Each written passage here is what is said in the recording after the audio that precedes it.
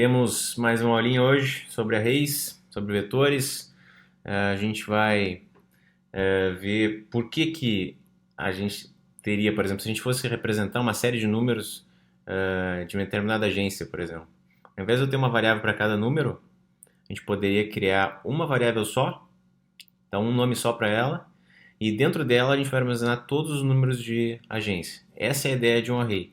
Sempre que eu tiver uma lista de conteúdos que dizem respeito a uma mesma informação, ao invés de criar várias variáveis dessa informação, a gente cria uma só, essa coleção de dados aí homogênea, e a gente pode acessar cada um desses elementos através de um determinado índice. Então, como é que a gente cria um array em Java? A gente precisa usar a palavra reservada new. A sintaxe é sempre essa. Então, nesse caso, a gente está criando um vetor de inteiros, por isso que tem o tipo do inteiro na hora de declarar e na hora de instanciar esse novo vetor. O que indica que a gente vai instanciar é a palavra reservada new, e entre colchetes a gente vai colocar a quantidade de elementos que a gente quer dentro do array. Além do que a gente precisa botar também o identificador, o nome da variável, para a gente conseguir acessá-la depois, de reutilizar ela. E se eu não colocar aqueles colchetes do lado do int ali na hora de declarar, ele não vai saber, o compilador não vai saber que se trata de um vetor. Então aqui tem uma representação do que aconteceria se a gente criasse um vetor de 10 posições, nesse caso chamado student grades, e a gente sempre começa pela posição 0 e vai até a posição n-1, então se a gente tem 10 elementos, a gente vai até a 9. Vocês têm que ter um cuidado só de sempre instanciar e criar as posições que vocês querem. Se vocês não fizerem o new int 10, que está ali no exemplo, vai acontecer de o vetor de vocês ter um valor null, que representa nulo em Java, ou seja, representa alguma coisa que não existe lá.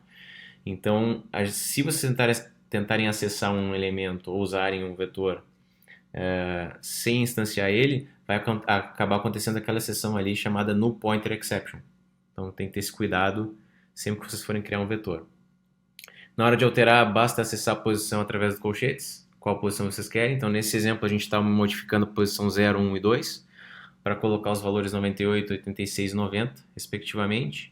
E se vocês tentarem acessar uma posição inválida, algum número negativo, ou um número que excede o tamanho máximo, então, por exemplo, se eu tentar acessar a posição 10 nesse vetor, ou 11 ou 12 e assim sucessivamente, vai dar um erro de Array Index Out of Bounds Exception, ou seja, eu extrapolei o tamanho que tem o meu vetor.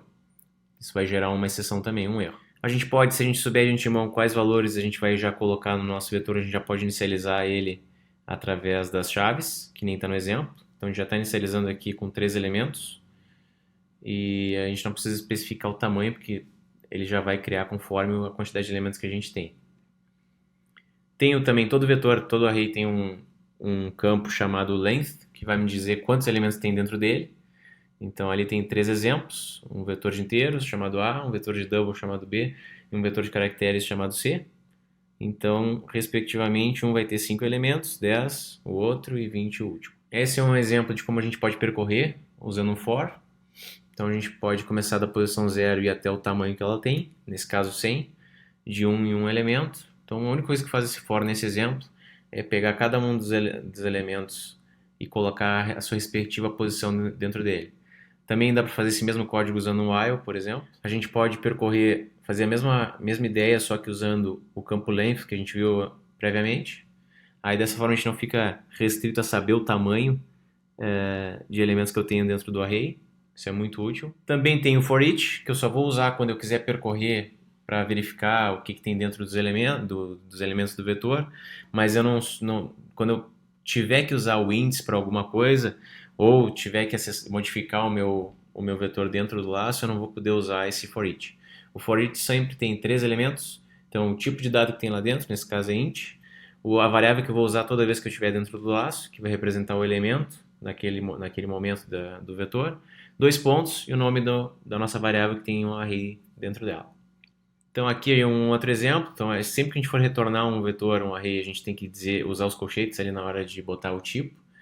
E quando a gente for receber também por parâmetro de entrada do método, da função, eu também tenho que colocar os colchetes ali para mostrar para o compilador que é um array, não é uma variável comum. Aqui um exemplo então que eu estou recebendo um vetorzinho de inteiros chamado array, estou percorrendo e mostrando o conteúdo dele, de cada um dos elementos, um do lado do outro. Como a gente não usou o println, que é aquela função que escreve e já dá o enter, ela vai mostrar um exatamente do lado do outro na mesma linha. Aqui uma funçãozinha de exemplo também chamado inverso, que eu vou receber um array chamado list, vou criar um array chamado result, de mesmo tamanho de list, por isso que eu estou usando o campo length ali, na hora de instanciar um novo vetor, e aí eu estou percorrendo usando dois índices. O índice i começa na posição 0 e vai até o final, e o índice j começa do final, do tamanho que eu tenho de elementos, só que eu tenho que colocar menos 1 porque o length vai me dar um número total, e o tamanho de um vetor vai até a posição n-1.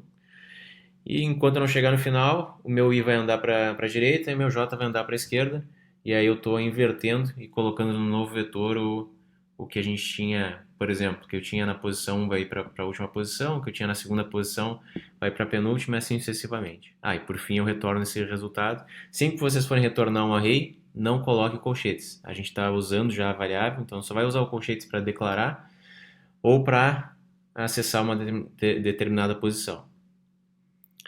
Aqui uma observação interessante, então a gente tem um vetor A de inteiros, de 5 posições, inicialmente tudo com 0, coloco 10 na primeira posição, na posição 0, declaro um novo vetor chamado B e recebo o vetor A. O que acontece nesse caso? Em memória, o B e o A estão apontando para o mesmo endereço de memória. Então, se a gente modificar o B, que é o que a gente está fazendo na próxima linha, está modificando a primeira posição do vetor para 5, o A também vai ser modificado, como dá para ver no exemplo. Então, diferentemente do que acontece com uma variável comum, no array eu estou modificando as duas. Aqui um outro exemplo também, então a gente está chamando um método, passando como parâmetro o vetor A, e lá dentro do método, que eu chamei o parâmetro de entrada de B, se eu modificar esse valor, quando eu voltar para o meu método principal, para o meu main, ele já vai ter alterado o vetor que eu passei como parâmetro de entrada. Aqui algumas funções bem legais para a gente conseguir ordenar, duplicar, preencher um array. Então aqui tem um exemplo, a gente pode usar o arrays.sort para ordenar, nesse caso alfabeticamente. Se fosse inteiros ele ordenar de maneira crescente.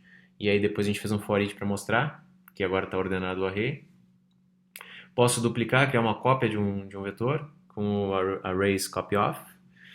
Posso preencher um vetor já inicialmente com um determinado valor fixo em cada um dos elementos. Então aqui o arrays.fill serve para preencher o vetor números, todos com um elemento 5 em cada uma das 10 posições. E vamos fazer dois exercícios aqui só para vocês terem uma ideia na prática de como é que a gente trabalha. Então vou fazer o exercício 1 primeiro. Eu preciso calcular a soma dos vetores inteiros contido em um vetor qualquer. Então, para quem já não sabe, eu tenho PSVM, que é um atalho. Isso significa Public Static Void Main. Se eu escrever PSVM, dá um tab. Ele vai escrever para mim o programa principal. Mas antes, eu vou fazer uma funçãozinha. Public Static.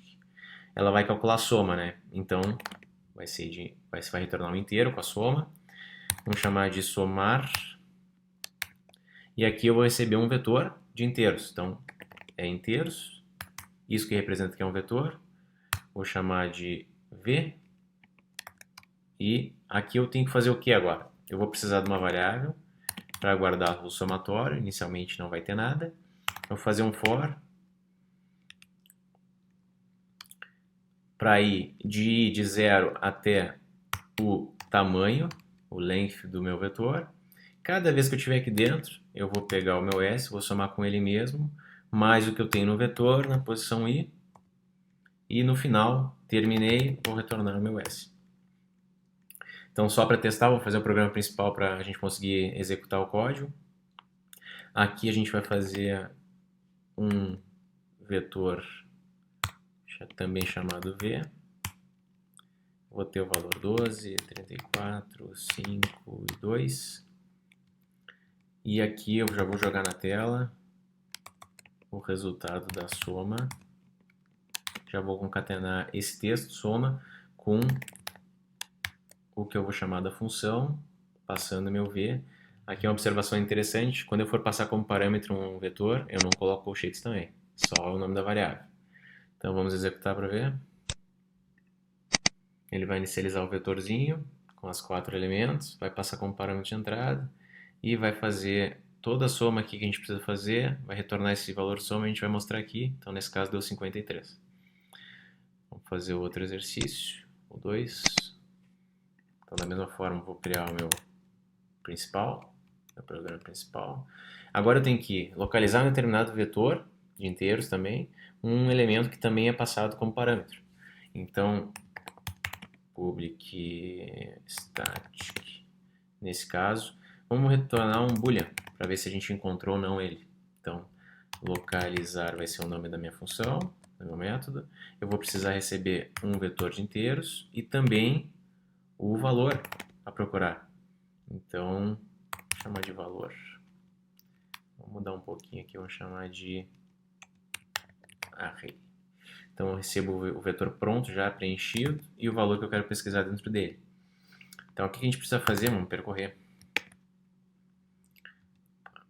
Vamos percorrer todos os elementos que a gente tem ali. Vamos fazer diferente, vamos usar um for each. Como eu não estou preocupado com a posição, eu posso usar um for each. Eu vou ter sempre elementos inteiros. Vou chamar de x cada um dos elementos quando eu estiver percorrendo. E vou colocar o nome do meu array aqui. Agora, se o elemento que eu estou testando agora for igual ao valor que me passaram, eu posso retornar verdadeiro, porque foi encontrado.